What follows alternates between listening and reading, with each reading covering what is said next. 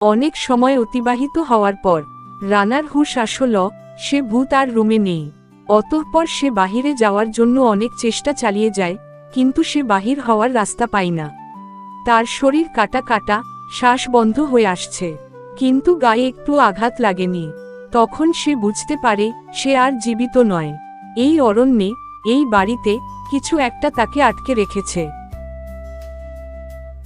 হাঁটতে হাঁটতে সে আবার পেছনে ফিরে তাকায়, বাড়িটি কোথায়? ঘন কুয়াশার মাঝে উধাও।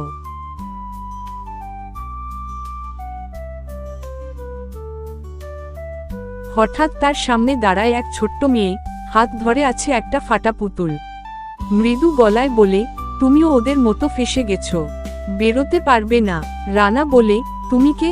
মেয়ে উত্তর দেয়, আমি ছিলাম প্রথম, এরপর আরও অনেক এসেছে। বৃদ্ধা আসলে নেই, আছে ওর একটা ছায়া। যারা একবার এই ঘরে ঢুকে যায়, তাদের আত্মা ওর হয়ে যায়। এরপর মেয়েটি অদৃশ্য হয়ে গেল। রানা আবার ওই ভূতের বাড়িতে বন্দী হয়ে যায়। রানা এখন বুঝতে পারে তাকে কেউ দেখতে পাচ্ছে না, সে একটা ভূত। এখন তার কাজ হলো অন্যদের সাবধান করা, যেন কেউ আর এই ঘরে না ঢোকে। রাত বাড়ে, দূরে আবার ঝড় ওঠে, কেউ একজন আবার সেই পথ দিয়ে আসছে।